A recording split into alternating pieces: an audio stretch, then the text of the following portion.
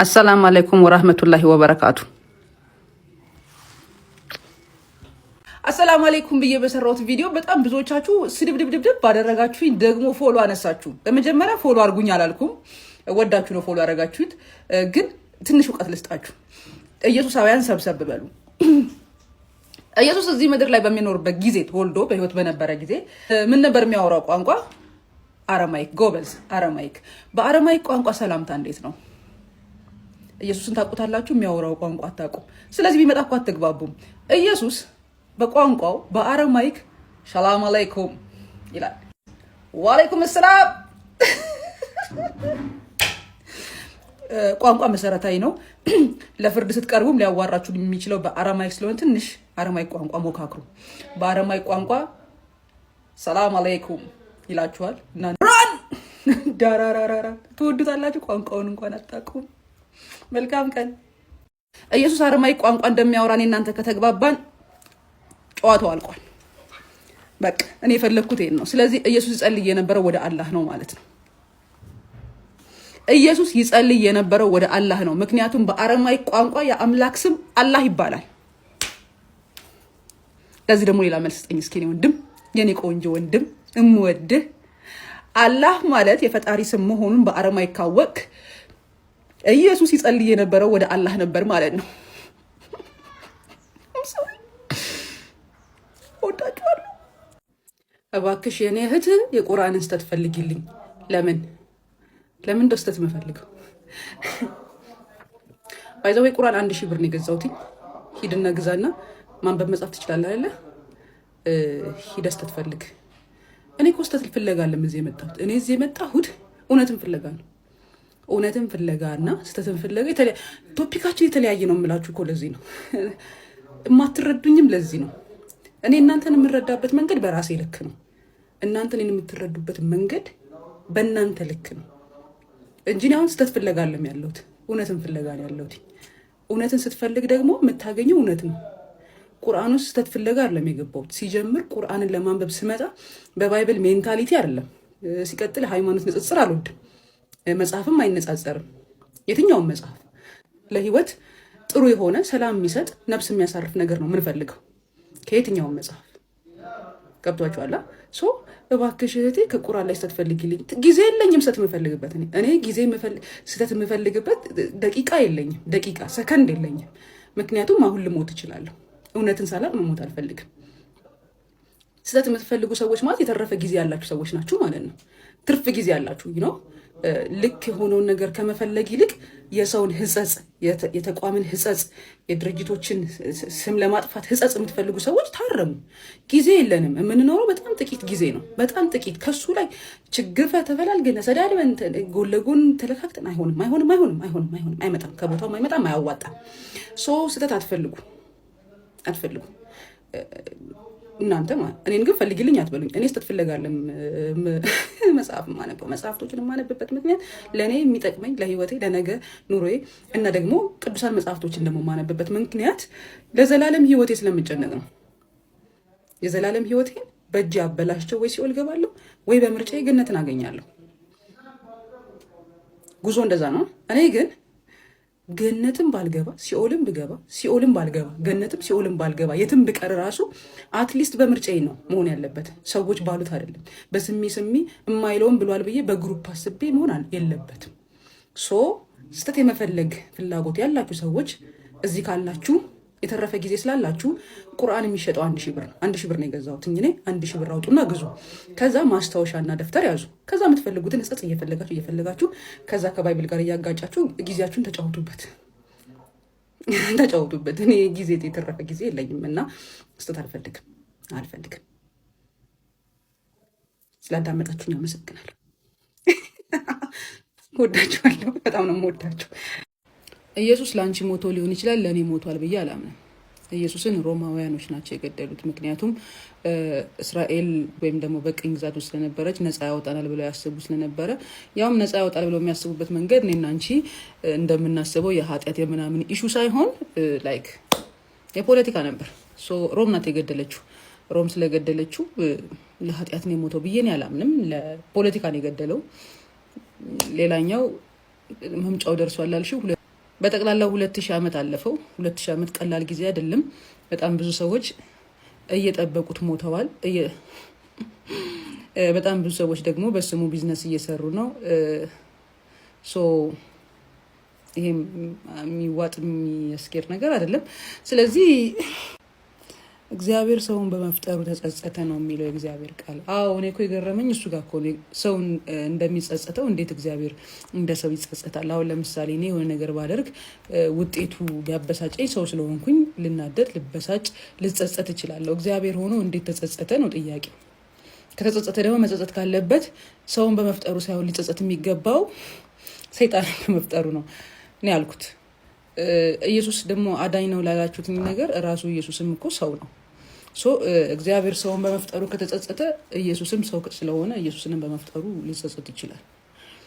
በጠቅላላው ግን እንደው በደምሳሳው ስናየው የሚጸጸት እግዚአብሔር፣ የሚያዝን እግዚአብሔር፣ የሚናደድ እግዚአብሔር፣ የሚቀና እግዚአብሔር ምናምን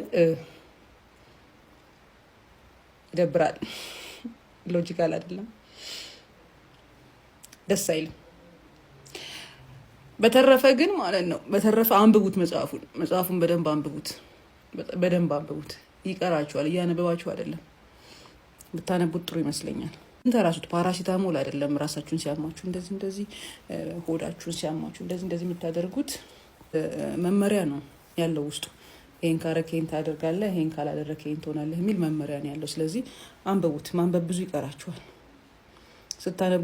ስታነቡት አፍሪካ አባት የሚመስል የሆነ ቅኝ ገዢ ምናምን ሆኖ እግዚአብሔርን ታገኙትና ይሄ ነው እውነተኛው እግዚአብሔር ወይስ ሌላ እግዚአብሔር አለ ትላላችሁ።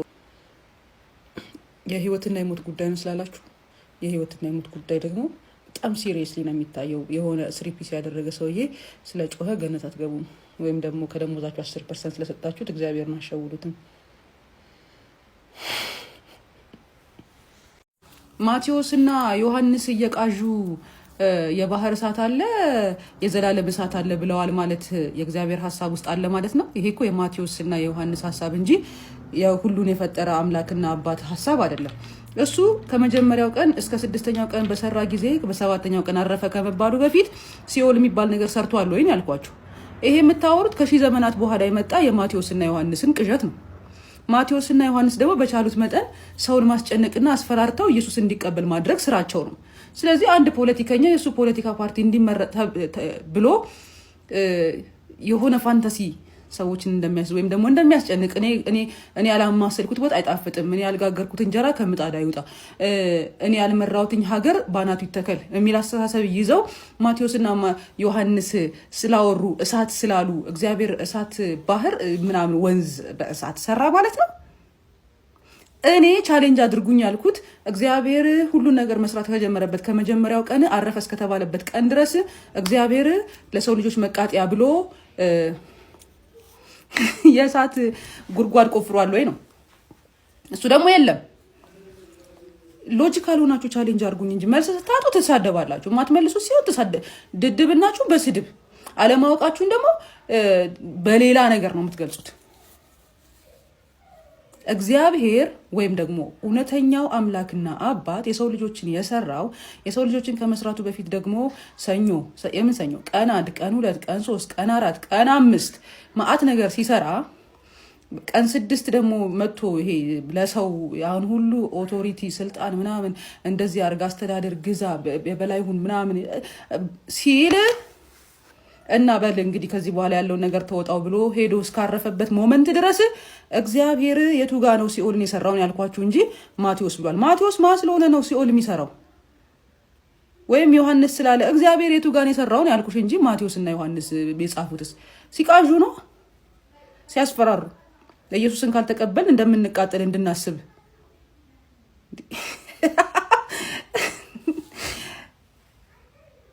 እንደ ህይወት እኮ ያለ ኢየሱስ ነበረ፣ ያለ ኢየሱስም ቀጠለ። ኢየሱስን ለማስቀበል ኢየሱስን ትልቅ ለማድረግ እኮ እሳት ባህር መፍጠር አስፈላጊ አይደለም። በቃ እንዲሁ ኢየሱስን እንወደዋለን፣ ወንድማችን ነው። እኔ እስራኤላዊ አይደለሁም እንጂ እስራኤላዊ ብሆን ኖሮ ህግ ነበር ማጠናው። ህግ አጥንቼ ሮምን ነበር ሮሞችን ከሳቸው ነበር። ኢምፓየራቸው ነበር ማነቃንቀው። ወንድሜን ያለ አግባብ በጎዳና ላይ በአደባባይ ላይ እያሰቃዩ ደሙ እያፈሰሱ ስጋውን ከላዩ ልጠው አሰቃይተው ወንድሜን በመስቀል ገለውታል። ፍትህ ይገባዋል ብዬ ነበር የምሄደው። እሳት ባህር ምናምን መጀመሪያ ኔቸሩን ወቂ እግዚአብሔርን። የእግዚአብሔርን ኔቸር ያላወቁ 8ኛ ክፍል የወደቁ ሰዎች ናቸው እየተነሱ የእግዚአብሔርን ሀሳብ አጣሙ ሰውን ሁሉ ፈሪና ውሽልሽል ያደረጉት። እግዚአብሔርም አላለ።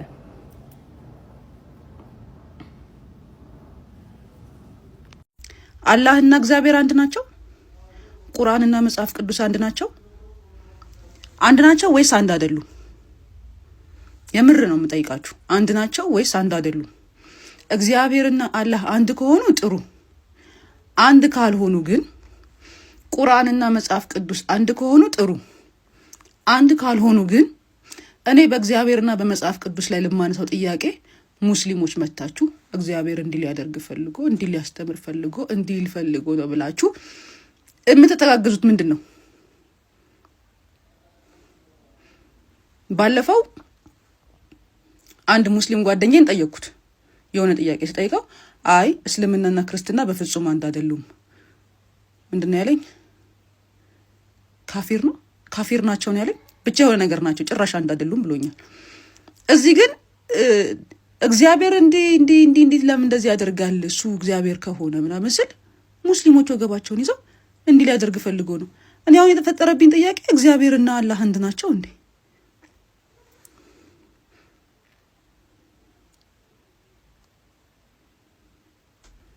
መንግስትም በሃይማኖት ሃይማኖትም በመንግስት ስራ ላይ ጣልቃ አይገቡም። በቃ አንዳቸው በአንዳቸው ላይ ጣልቃ አይገቡም ተባልን። እሺ እንደዚህ በጠራራ ፀሐይ የሚደረግ ዘረፋን እሺ ማን ነው ህግ የሚያስከብረው? ሃይማኖት ሌባ ከሆነ መንግስት መጥቶ ለምንድን ነው ህግ የማያስከብረው? ዜጋ ነው የተጎዳ ያለው። ሰምታችኋል ትናንትና። ይሄን ታሪክ እያያችሁ ነው አይደል? ይሄ ቂጤሳ የሚባል ሰውዬ ታሪክ ብቻውን ማለት ነው የሃይማኖት ተቋማት በትክክል ህግ ፊት መቅረብና መጠየቅ እንዳለባቸው፣ መሪዎቻቸው በአግባቡ በህግ ሊመዘኑና ታይተው መታሰር ካለባቸው መታሰር፣ መገደል ካለባቸው መገደል እንዳለባቸው ያሳየኮ ነው። ሰውየው ወደ ሀገሩ መመለስ እስኪያቅተው ድረስ ሼም አሸማቆት ማለት ነው። በዛ ላይ ተደብድቦ፣ በዛ ላይ ቆዳው ተልጦ፣ ኧረ ነውር ነው። እነሱ አንድ ፊቱን ህሊናቸውን አጥተዋል። መንግስት ግን ገብቶ ህግ ለምንድነው የማያስከብረው? የሃይማኖት ተቋማት ለምንድነው በአግባቡና በስነ ስርዓት በህግ መልኩ የማይታዩት የማይዳኙት? ለምን? የራሳቸውን ወንጀል ለመደበቅ ሰውየው ዳይመንዴን መልሱልኝ ሲል አርገው አሹት። ከዛ ደግሞ በኔትወርክ ተደዋውለው ተነጋግረው ሌላ ቸርች ደግሞ ምን አስባሉት? ሚስትክ ጅጅጋ ይዛው ሄዳ እየሸጠችው ነው። ቤተሰብ መዝረፋቸው ሳያንስ ቤተሰብ እያበተኑ ነው። ምንድነው ጥቅማቸው? ለምንድነው በህግ የማይታዩት? ለምንድነው የማይዳኙት? ለምንድነው የሆነ መስመር የማይበጅላቸው? እያንዳንዱ ሰው ለእግዚአብሔር ትቼዋለሁ ብሎ እንጂ ያልተጎዳበት ኬዝ የለም፣ ያልተዘረፈው ነገር የለም። እምነቱን ተዘርፏል። እንደው ገንዘብ ኖሮት ገንዘብ ባይዘረፍ፣ ሀብት ኖሮት ሀብቱን ባይዘረፍ እምነቱን ተዘርፏል። የሃይማኖት ተቋማት በስነ ስርዓት መንግስት ህግን ማስከበር አለበት፣ ህግን በአግባቡ። ምክንያቱም ሃይማኖት በመንግስት ላይ መንግስትን በሃይማኖት ጣልቃ ባይገባ እንኳን አንዱ ሰው ነው የሁለቱም አካላት ትኩረት። ስለዚህ ይሄ ሰውዬ ማመን መብት አለው። አምኖ ግን ሲጎዳ ህግ ሊያስከብርለት የሚገባው መንግስት ነው። ሰው የት ነው የህግ በላይነት ያለው? በህግ የበላይነት ነው የምናምነው። ያጠፋ መጠየቅ አለበት። ሁላችንም ከትንሽ እስከ ትልቅ ያጠፋ ሰው በህግ ፊት ቀርቦ መቀጣት መጠየቅ አለበት። ማንኛውም ጥፋት ሊሆን እዛ ሃይማኖት ውስጥ ተደብቆ በሃይማኖት ተቧድኖ ምናምን ሰው እየተጎዳ፣ ሰው እየሞተ፣ ሰው እየተሰቃየ፣ ሰው የሚበላው እያጣ እየወደቀ መኪና ሲያሽከረክር በቃ ጣልቃ መግባት አለበት። ህግ መከበር አለበት። የህግ የበላይነት ነው መከበር ያለበት። ዲስ ታይም የሆነ እግዚአብሔር የሚባል አካል አለ የማይታይ፣ እሱን ማስፈራሪያ አድርገው በቀን በጠራራ ፀሐይ ሰው ሰብስበው። ድሮ ሰው ኪስ ተገብቶ ነው አለ በገናኛ ምናምን የምናውቀው ሌብነት አለ። እሱ እኮ በቃ ጠራ የፋራ ሆኗል። አሁን ሰንበዲ ደፋር ከሆነ ላይሰንስ አውጥቶ ህዝቡን ሰብስቦ በገዛ እጁ ራሱ ገብቶ ራሱን እንዲዘርፍ ነው የሚያደርጉት። ህግ ያስፈልጋል። ለሁሉም ነገር ስርዓት ያስፈልጋል። ለሁሉም ነገር መስመር ያስፈልገዋል። በቃ ማንም ሰው ካጠፋ እያንዳንዱ ሰው ህግ ፊት ቀርቦ ያጠፋውን ነገር ቅጣቱን ማግኘት መቻል አለበት። ስፔሻሊ ይሄ የቂጤሳ ጉዳይ ማለት ነው ሲሪየስሊ መታየት አለበት። እንደ ያሳዝናችሁም እንደ ቤቱ መግባት አልቻለም እኮ በቃ አልቻለም። ጴንጤ ለበደለው ሙስሊም የሚያሳክምበት ሀገር እኮ ነው ያለነው። አረ ጉድ እኮ ነው ጉድ። ሰውየው ጴንጤ ደብድቦት ሙስሊም አሳክመው። ይሄ ለሰሚ ራሱ ያሳፍራል። በእያንዳንዱ ነገር ኢቫሉዌት የተደረጋችሁ እየወደቃችሁ ሰብአዊነት ዜሮ። በፍሬያችሁ ታውቋቸዋላችሁ ይላል። ፍሬያችሁ ደግሞ ፈጽሞ ከእግዚአብሔር ዘንድ እንዳልሆናችሁ የምትሰብኩትን ኢየሱስን እንደማታውቁት እንዳለ ማጅራት መች ሌባ ሱፍ የለበሰ መሆናችሁን እያየናችሁ ነው። ምንድነው እንደዚህ ያለ አይን ያወጣ ሌብን? በቃ ይበቃችኋል። ከዚህ በኋላ ግን ህግ ጣልቃ መግባት መቻል አለበት። ዜጎች እየተበደሉ ነው። ዜጎች እየተጎዱ ነው። ዜጎች እየተሰቃዩ ነው። በአመኑ በእምነታቸው ምክንያት መጠቀሚያ ሆነዋል። ስለዚህ እነኚህ ሰዎች እምነትን በማጉደልና የሰዎችን ምንድነው ስሙ የሆነ ነገር ብቻ በማጥፋት ሰዎችን በማሰቃየት መጠየቅ መቻል አለባቸው። ኢየሱስ ያድናል፣ በሰማይ ገነት አለ፣ እዛ የምንኖረው ያለ ልፋት ያለ ድካም ነው ብላችሁ ካመናችሁ ለምንድነው ኮንፈረንስ አዘጋጅታችሁ በጋራ ማለት ነው ውሰደንም አትሉት? ውሰደን፣ አንተ ባለህበት መኖር ይሻለናል፣ ገነት ሁሉም ነገር አለ፣ አንተ ያለህበት ቦታ ነው ለኛ የሚሻለን፣ ስለዚህ ከዚህ ምድር ህይወት ገላግለን ውሰደን ለምን እንደማትሉት? ተሰብስባችሁ ኮንፈረንስ ብላችሁ ጸሎት ብላችሁ ማአት ነገር ብላችሁ እዚሁ ለመባረክ እዚሁ የሆነ ነገር እንዲያደርግላችሁ እንጂ እንዲወስዳችሁ አትፈልጉ። ኃጢአት ስላለባችሁ ወይም ደግሞ እግዚአብሔርን ስለምትፈሩት አይደለም። በነገርየው እርግጠኛ ስላልሆናችሁ ነው። በነገርየው እርግጠኛ ብትሆኑ ኖሮ ጠዋት ከማታ ምግብ መብላት አቁማችሁ ስራ መስራት አቁማችሁ ራሳችሁን ትገሉ ነበር። ኮንፈረንሶቻችሁ ላይ ጸሎታችሁ ምንድነው? ምድራዊ በረከት ወይም ደግሞ ሻል ሲል ሰንበዲን እንዲደፋላችሁ ዘመናዊ እኮ ነው ያደረጋችሁት። ያድሮ የነበረውን በባህል ይደረግ የነበረ ሟርት ድግምትና ምናምን መፍዙዝ በዘመናዊ መልኩን ቀየራችሁት እንጂ እምነት አልቀየራችሁም። ሃይማኖት ቀየራችሁ እንጂ ባህሪ አልቀየራችሁም። ያው እኮ ናችሁ። ምን አዲስ ነገር አላችሁ? እኔ ጋር መጣ አፍናከፍት በደንብ ነው ያስተዋልኩት። ፌክ ነው ሁሉ። ሲያማችሁ ሮጣችሁ ቤተክርስቲያን አይደለም የምትሄዱት፣ ሮጣችሁ ሐኪም ቤት ነው የምትሄዱት። ምክንያቱም መሞት አትፈልጉም። ከሞት በኋላ ስላለው ህይወት እርግጠኛ አይደላችሁም። ከሞታችሁ እዛው ድብን ብላችሁ የምትቀሩ እንጂ ትንሳኤ ምናምን ተነስተ ድጋሚ ህይወት እንዳለ ውሸት አታምኑም። የቻላችሁትን ያክል ተፋፍጋችሁ ተሟሙታችሁ በገንዘባችሁ ጤናችሁን ለመግዛት ትጥሩና ሲያቅታችሁ ነው ጸበልም ጸሎትም የምትሄዱት። ካልሆነ ደግሞ ሰው ምን ይለኛል ብላችሁ የምትፈሩ ከሆነ መድኃኒት እየዋጣችሁ ማረኝ ትላላችሁ። ኢየሱስ ያድናላ። ኢየሱስ በሰማይ ነው ያለው፣ በገነት ነው ያለው፣ በሚገርም ቦታ ነው ያለው አይደለ? ሶ ዋይ ዶንት ዩ መሄድ ወደዛ? እዚህ ምን ታደርጋላችሁ? ሮጣችሁ ሐኪም ቤት ትንሽ እንደው ጉንፋን ሲይዛችሁ ሮጣችሁ ለምን መሞት ትፈራላችሁ? መሞት የሚፈራ ሰው ስለ ዘላለም ህይወትም ስለ ኢየሱስ ማዳንም ምናምን ማውራት አይችልም። ምክንያቱም ያድናል የምትሉትን ኢየሱስ አታምኑትም። ያ እርግጠኛ ሆናችሁ ልንገራችሁ፣ አታምኑትም። አምናችሁትም አታውቁም። ብታምኑት ኖሮና የተባለው መንግስተ ሰማያትን እርግጠኛ ብትሆኑ እንደምትወርሱት ተሰብስባችሁ ምድራዊ በረከት አትጠይቁም ነበር። ተሰብስባችሁ በጾም ጸሎት ውሰደን ነበር የምትሉት። ሞት በጣም ነው የምትፈሩት። በሰው ፊት የሆነ ነገር መሆን በጣም ነው የምትፈሩት። የእውነት አትኖሩም። ውሸታም ናችሁ፣ አስመሳይ ናችሁ። በድራማ የተሞላ ህይወት ነው ያላችሁ። የሆነ ነገር ለምታደርጉት ነገር ሁሉ ሰው ምን ይለኛል ብላችሁ ነው የምትኖሩት። አንድ ቀን ከተፈጠራችሁባት ቀን ጀምሮ እዚች ምድር ብላችሁ ካለቀሳችሁባት ቀን ጀምሮ እስከምትሞቱበት ቀን ድረስ አንድ ቀን ራሳችሁን ሳትሆኑ እውነተኛ ህይወትን ሳትኖሩት እንዲሁ እንዳስመሰላችሁ እንደተጣጠናችሁ ሰው ፊት እንዳላችሁ ትሞታላችሁ። ችግሩ ደግሞ የእናንተ ብቻ አይደለም። ልጆቻችሁንም ታከሽፏቸዋላችሁ። ራሳቸውን እንዲሆኑ አታደርጓቸው። በአፍሪካ ደረጃ ነው የከሰርነው። አሜሪካ ኤምባሲ፣ እዚህ አሜሪካ ኤምባሲ ብትሄዱ በራቸው ጋር አያስጠጓችሁም። ሎጂካል ነገር እስኪ እናውራ። አያስጠጓችሁም። እና እነሱ ሲሰብኳችሁ ግን መንግስተ ሰማያት ያስገቡናል ብላችሁ ታምናላችሁ። እነሱ ስለያመጡት መንግስተ ሰማያት ኢየሱስ የሚያድን ከሆነ መጀመሪያ እናንተ ጭንቅላት ውስጥ ካለው የውሸት ማንነት ያድናችሁ። አስመሳዮች፣ ውሸታሞች። እግዚአብሔርን ወዳችሁት አታውቁም፣ አምናችሁትም አታውቁም፣ መኖሩንም እርግጠኛ አይደላችሁ። ስለዚህ ማስመሰሉን አቁሙና የውሸት የድራማችሁን አቁሙና የህይወታችሁን አንድ ቀን እንኳን በስነ ስርዓት የእውነት ደስ ብሏችሁ የእውነት ኖራችሁት ከዛ በኋላ የመጣ ይምጣ። ግን አቅም የላችሁም። ምክንያቱም በላያችሁ ላይ የተደራረበው የውሸት ማንነት ብዛቱ ማለት ነው። ብዛቱ ፌክ አይደንቲቲ መዓት ነው። መዓት ገልጣችሁ ማጨርሱት ፌክ አይደንቲቲ በጓደኝነት ውሸት ማስመሰል። ወይኔ እኮ እንዴት እንደምወድሽ አንቺን የሰጠኝ እግዚአብሔር የተባረከ ይሁን። ልክ ዞር ስትል እሱ ያወቅኩበት ቀን የተረገመ ነው እና የተባባላችሁ እያስመሰላችኋል ድራማ የሰራችሁ የምትኖሩት። ከዛ ደግሞ ትመጡና እኔ ጋር ኢየሱስ ያድናል። ከዚህ ያድናችሁ፣ ከእንደዚህ አይነት ፐርሰናሊቲ ያድናችሁ። መጀመሪያ የእውነት እንድትኖሩ እስኪ እውነተኛ ኑሮ ኑሩ እናሳዩን። አትኖሩም። ውሸታሞች በእናንተ እሳት በሆነ ምላስ የተነሳ ስንቱ ሰው ወደቀ። ስንቱ የስንት ሰው ትዳር ፈረሰ። የስንት ሰው ህይወት ተበላሸ። አስመሳይ ሌባ፣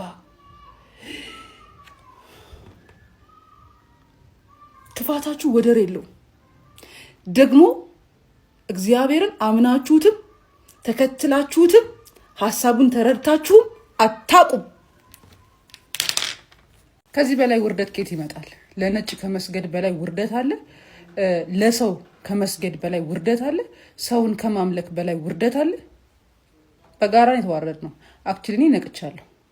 አሁን እናንተ የምትሉት ውርደት ምን አይነት ነው? ፊዚካሊ የሆነ ነገር ሲሆን አይታችሁ ኢንጆይ ልታደርጉ፣ እሱ ውርደት ነው። ኦልሬዲ እኮ ተዋርደናል። እንደ ሀገር ነው የተዋረድ ነው። ዓለም አቀፍ ነው ውርደታችን። ከዓለም ሁሉ ቀድመን የነቃነን እኛ ኢትዮጵያውያን።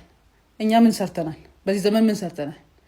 አያቶቻችን ቅድመ አያቶቻችን የሰሩት ላሊበላና አክሱምን እኛ የሰራ ነው እያልን ከመዋሸት በላይ ምን ውሸት አለ? እኛ ምንም አልሰራ ነው። እኛ የሰራ ነው ምን ሰርተናል? እኛ በእጃችን ምን ሰርተናል? ከዚህ በላይ መዋረድ አለ? ምግብ ቢሆን ጤፉንም ስንዴውንም ምኑንም ቅድመ አያቶቻችን እነሱ ናቸው። ጤፍን ሳርን ከጤፍ የለዩት እነሱ ናቸው። እኛማ ይኸው በየሆነ ቦታ እየሄድን ሳር እየበላን ነው። ሳርን ከጤፍ እንኳን መለየት የማይችል ባዶ ቀፎ ጭንቅላታችን ባዶ ቀፎ። እኔ የምዋረድ መስሏችሁ ከሆነ ኦልሬዲ ተዋርጃለሁ። የተዋረደ ደግሞ ድጋሚ አይዋረድም። እኔ ማዝነው እንደውም ለእናንተ ነው። ማለት አእምሮ ያለው ሰው እናንተን ሲያይ እንዴት እንደሚሸማቀቅ አትሊስት ሰውን ከአምላክ እንኳን መለየት የማይችል አእምሮ የያዘ ሰው እኔን ስትዋረጂ ምናምን። እኔ እኮ ለሰው አልሰግድም ነው ያልኩት። ለሰው መስገድ ነው እንዴ ክብር? ውርደት እኮ ነው ለሰው መስገድ። እኔ ለነጭ አልሰግድም ነው ያልኩት። ለነጭ መስገድ እኮ ነው ውርደት። ሪዋርድ አለው። አክቹሊ አሁን የወሰንኩት ውሳኔ ኃይለኛ ሪዋርድ አለው። ሌሎች ሰዎች እንደኔ እንዳይነቁና ይሄን ነገር እንዳያውቁ ምናልባት የሆነ ቀን ታቅዶ የሚሰጠኝ ፓኒሽመንት ሊኖር ይችላል በሰዎች ፊት። እሱ ከሆነ ውርደት፣ እሱ አክሊል ይባላል፣ ውርደት አይደለም። ግን ዓለም አቀፍ ደነዝ ስለሆናችሁ እንጂ ባትሆኑ ኖሮ ሰውን ከአምላክ መለየት ትችሉ ነበር። አምላክ አይበላም፣ አይጠጣም፣ አይተኛም፣ አያንቀላፋም። እየነገርኳችሁ ያሉት የሚተኛ የሚያንቀላፋ የሚበላ ከሴት ጋር የሚውል ሰው አታምልኩ ነው። ነጭ ስታዩ አትስገዱ ነው። ይሄ ከሆነ ውርደት አክቹሊ ውስጡን ያለሁት። ግን እኔ ሳያችሁ ነው የምታሳዝኑኝ፣ እንዴት እንደተዋረዳችሁ። ያን የመሰለ ትልቅ ቅድመ አያት ያለው ሰው ነጭ ሲያይ ሲርገበገብ አንድ ብራቱ ሲለምን ማየት ነው የሚያሳፍ። እሱ ነው ውርደት እኮ ቢገባችሁ፣ ውርደት እሱ ነው። ስንዴን ከእንክርዳድ የለየ ቅድመ አያት ያለው ሰው ስንዴ ሲለምን ነው ውርደት። ጤፍን ከሳር የለየ ቅድመ አያት ያለው ሰውዬ ለጤፍ ብሎ እየለመነ ነው ነጭ። ይሄ ነው ውርደት። አጠብቁ። ምንም የምጠብቁትና የምታገኙት አይነት የኔ ውርደት የለም። አሁን በማደርገው፣ አሁን በማስተምረው፣ አሁን በምነግራችሁ ጉዳይ የሆኑ አካላቶች የሆነ ቀን የሆነ ፌለሪቲ አዘጋጅተው ሊቀጡኝ እንደሚችሉ አውቃለሁ። እሱ ፌለሪቲ አይደለም። አሁን ለምሰራው ነገር እጅ በእጅ የሚሰጠኝ ቅጣት ነው። ከዛ ለእናንተ ይወላችሁ እንደዚህ ያደረገ ሰው እግዚአብሔር እንደዚህ ይቀጣዋል ይሏችኋል። ከዛ እግዚአብሔር ሰው ይቀጣል፣ ሰው ይገላል ብላችሁ ታስባላችሁ። ጃስ ብያችኋለሁ። በአንድ መልኩ በአንድ ሀሳብ ተሰብስባችሁ መጡና በሰባት እንድትበተኑ አድርገው መስመር አዘጋጅተውላችኋል። በቃ ኢየሱስ ክርስቶስ ወደዚህ ምድር የመጣው ወይም ደግሞ የተወለደው የሰው ልጆች ኃጢአት አልሰሩም። አዳምና ሔዋን የሰሩትን ኃጢአት ወይም ደግሞ ከእግዚአብሔር ጋር በነበራቸው ዲል መሰረት ባደረጉት መተላለፍ ምክንያት ለመጣባቸው እርግማን ራሱን መስዋዕት አድርጎ አዳምና ሔዋንን ወደ ነበሩበት ገነት ለመመለስ ነው። ኦኬ፣ ታዲያ መች ነው ነገርየው የሚሰራው? መች አዳም ሔዋንና እግዚአብሔር ፌስ ቱ ፌስ ቆመው እባቡ በነበረበት እግዚአብሔር አዳምና ሔዋንን አንተ አንቺ ብለው አዳምን ምን አለው? ለፍተህ ጥረህ ግረህ በላብህ በወዝህ ትበላለህ አለ። ሔዋንን ደግሞ በምትወልጂ ጊዜ ምጥሽ ይበዛል አላት። ያንንም ደግሞ እባቡን አፈርድሜ ብሎ እርግምግም አደረጋቸው። ይሄን እርግማን ለመስበር ነው ኢየሱስ ክርስቶስ ወደዚህ ምድር የመጣው አላችሁ። ሴቶች እስከ ዛሬ ድረስ በየ28 ቀኑ በወር አበባ ይሰቃያሉ። በምጥ ጊዜም they suffered a lot በጣም ነው የሚሰቃዩት። የኢየሱስ ክርስቶስ መምጣት ለሴቶች ምንድን ነው ይጨመረላቸው ነገር? ወንዶቹም እስከ ዛሬ ድረስ ከዛን ጊዜ ጀምሮ የነበሩ ወንዶች እስካሁን ድረስ ሲቀጥልም እስከ ምድር ፍጻሜ የምድር ጉዞ የሚያልቅ ከሆነ አክቹሊ የሚያልቅ አይደለም ግን የሚያልቅ ከሆነ እስከ መጨረሻው ጠብታ ሰው ድረስ ወንዶች ይለፋሉ። ጥረው ግረው ለፍተው በላባቸውና በወዛቸው ነው የሚበሉት። የኢየሱስ መሰቀል does it make sense? አክቹሊ ኢየሱስ ክርስቶስ ከመሰቀሉ በፊት የነበሩ ወንዶችና ሴቶች በዚሁ ሰርክል ውስጥ ያልፉ ነበር። ኢየሱስ ከተሰቀለ በኋላ ከሞተ በኋላ አክቹሊ አልተሰቀለም ብዬ ነው የማምነው እኔ ፐርሰናሊ መብቴ ነው። አልተሰቀለም ግን ከተሰቀለ በኋላ ሞቶ ተነሳ ከተባለ በኋላ የእግዚአብሔርን ሐሳብ አላስቀየረውም። እግዚአብሔር አዳምና ሔዋን ላይ ያለውን ነገር እስከዛሬ ድረስ እያደረገ ነው። የኢየሱስ መሰቀል የእግዚአብሔር አጀንዳ አልነበረም ማለት ነው። ማንም ቢሆን እግዚአብሔርን ሐሳቡን አያስቀየረውም። የምታመልኩትን እግዚአብሔርን አታውቁትም። ኔቨር አታውቁትም። ልኮት ቢሆን አዳምና ሔዋን ነፃ ለማውጣት ከሆነ የመጣው መጣር መጋሩም አልቀረም፣ ምጡም የወር አበባ ጭንቀቱም አልቀረም። ኢየሱስ በከንቱ ተሰቀለ። ረፍት ስጭን ባላችሁት መሰረት ነው ረፍት የሰጠኋችሁ። አሁን ጀምሬያለሁ። ወዳችኋለሁ።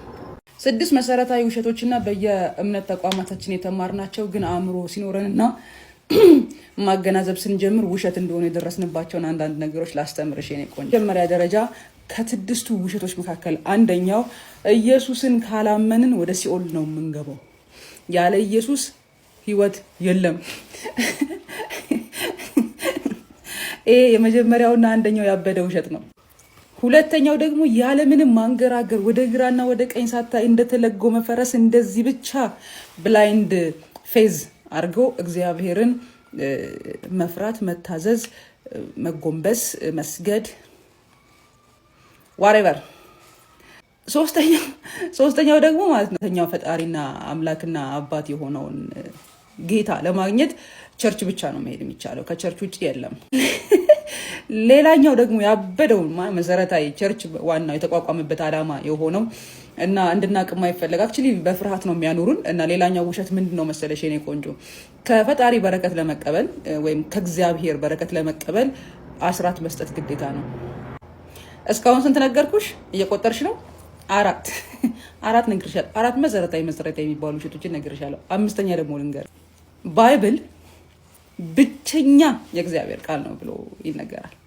ብቸኛ እንግዲህ እንደዛ ከሆነ አንደኛ የእግዚአብሔር ቃል ከሆነ እግዚአብሔር በምን ቋንቋ አዋራቸው የሚለው የመጀመሪያው ጥያቄ ነው። ሁለተኛ በዘመናት መካከል በየጊዜው እንደፈለጉ ለራሳቸው ሀሳብ አፕዴት ሲያደርጉት ግን ስድስተኛውና ቀላል የሚመስለው ነገር ግን መሰረታዊ የሆነው መሰረታዊ ቁልፍ የሰው ልጆችን ከሚያስሩበት አንደኛው ነገር ጥያቄ ነው። እና እግዚአብሔር የሚፈራ አምላክ ነው እህቴ፣ እርሱን አለመፍራት ደግሞ ሞት ነው ላልሽው አሁን እኔ ነኝ ሞትኩት አንቺ የኔ ቆንጆ ሞተሻል።